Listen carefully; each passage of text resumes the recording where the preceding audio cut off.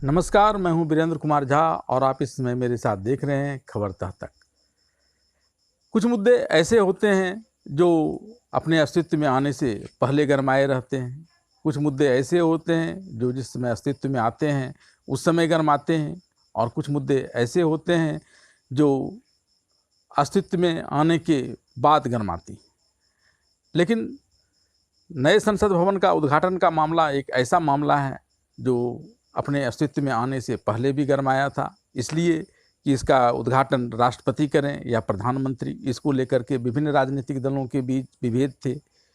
जिस दिन इसका उद्घाटन हो रहा था उस दिन भी यह मुद्दा गरमाया हुआ था, क्योंकि तब सर्वपंथ प्रार्थना होने के बावजूद कई राजनीतिक दल के नेताओं को सिर्फ और सिर्फ सेंगोल की हिंदू धर्म से हो रही पूजा पद्धति ही दिखाई पड़ रही थी, अन्य चीज़ें नहीं। और इसके लिए उस दिन विवाद हो रहा था, और उसके बाद जब इसका उद्घाटन हो गया तब भी यह मामला इसलिए गरमाया हुआ है क्योंकि राज्यसभा के सभापति के रूप में हरिवंश ने इसमें शिरकत क्यों की, जबकि जिस राजनीतिक दल जेडीयू से वे आते हैं वह इसका विरोध कर रहा था।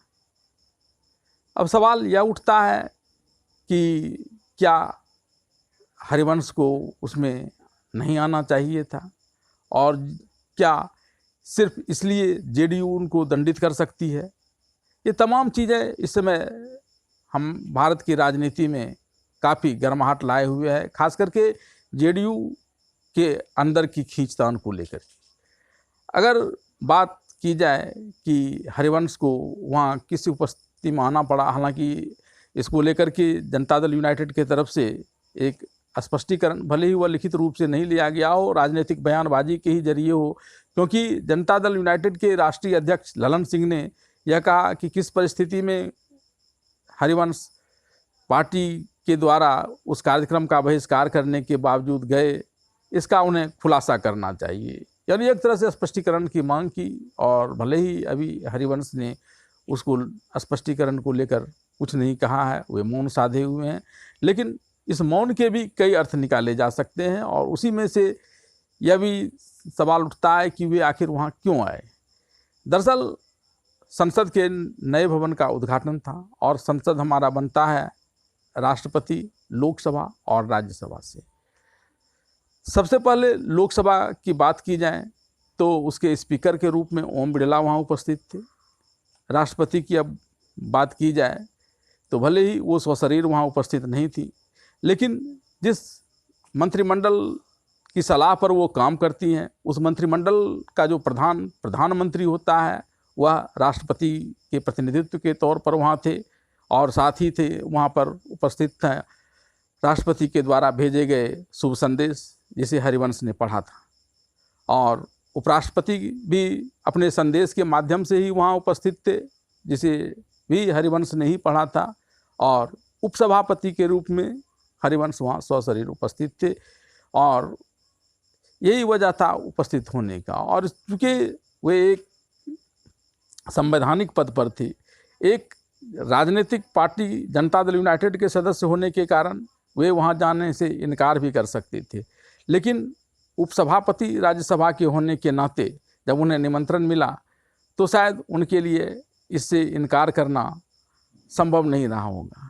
और यह कोई पहला वाकया नहीं है जबकि संवैधानिक पद पर बैठे हुए लोगों ने अपने ही दल की अवहेलना की हो। 2008 में जब कम्युनिस्ट पार्टी ने मनमोहन सिंह की सरकार से अपना समर्थन वापस लिया था तो सोमनाथ चटर्जी जो वहाँ स्पीकर थे उन्हें कहा गया था कि वे इस्तीफ़ा दे दें, लेकिन तब उन्होंने भी इस्तीफ़ा नहीं दिया था। ये एक उदाहरण है। अब सवाल यह उठता है कि क्या इसके आधार पर हरिवंश की राज्यसभा की सदस्यता समाप्त हो सकती है? इसकी चर्चा बाद में करें, लेकिन इससे पहले कुछ ऐसी चीज़ें जो उमड़ घुमड़ रहे हैं इस समय कि आखिर क्या वजह है कि जिस नीतीश कुमार ने उन्हें राज्यसभा भेजा, अब वे उनकी ही बातों की अवहेलना कर रहे हैं, उनसे ही दूरियां बनाए जा रहे हैं। दरअसल सवाल अब इस बात का यह है कि बेशक पत्रकारिता से उठाकर राज्यसभा में नीतीश कुमार ने अपने बलबूते उन्हें भेजा हो, क्योंकि तब बीजेपी के साथ उनका साँठ-गाँठ था और वे उसमें एक बड़ी हस्ती थी।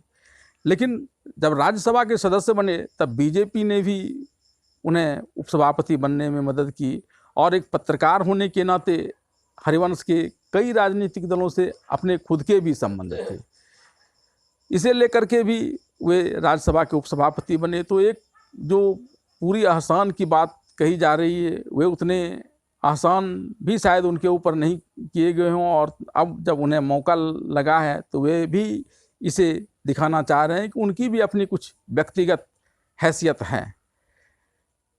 कहा जा रहा है कि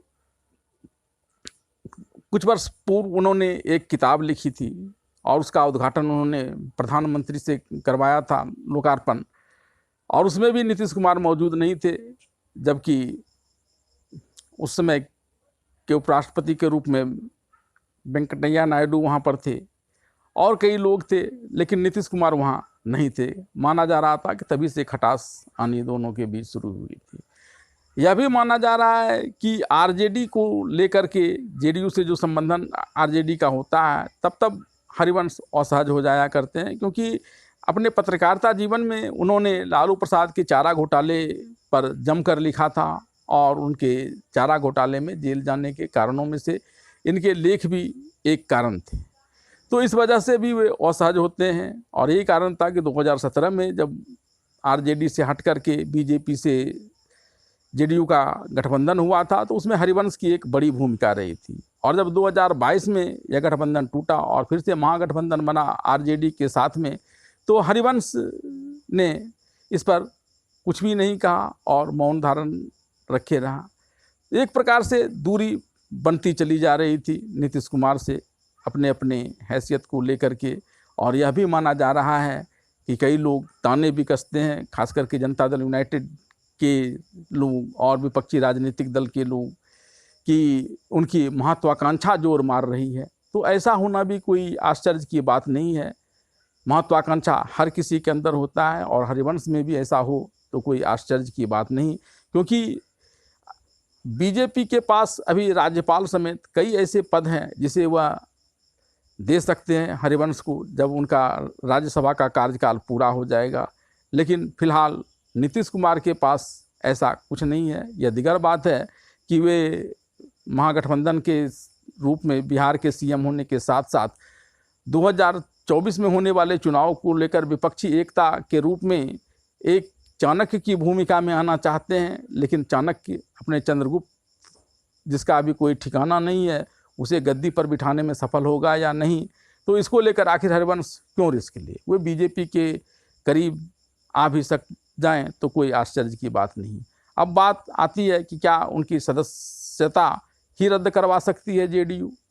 दरअसल अगर दल बदल विधेयक की बात की जाए तो उसमें भी जब कोई पार्टी किसी सदस्य को निकाल देती है तो यह उस नियम का अपवर्जन हो जाता है, और ऐसे में उसकी सदस्यता बरकरार रहती है। और उसकी अगर सदस्यता बरकरार रह जाती है तो फिर चाहकर भी जेडीयू उसका बहुत कुछ बिगाड़ नहीं पाएगी। फिलहाल इस स्थिति में अब देखना दिलचस्प होगा कि इस मामले को लेकर जेडीयू और हरिवंश के बीच की जो गर्माहट है वह कब तक ठंडी पड़ती है, या फिर ऐसे ही आगे गर्मा कर कोई और नया रूप लेती है।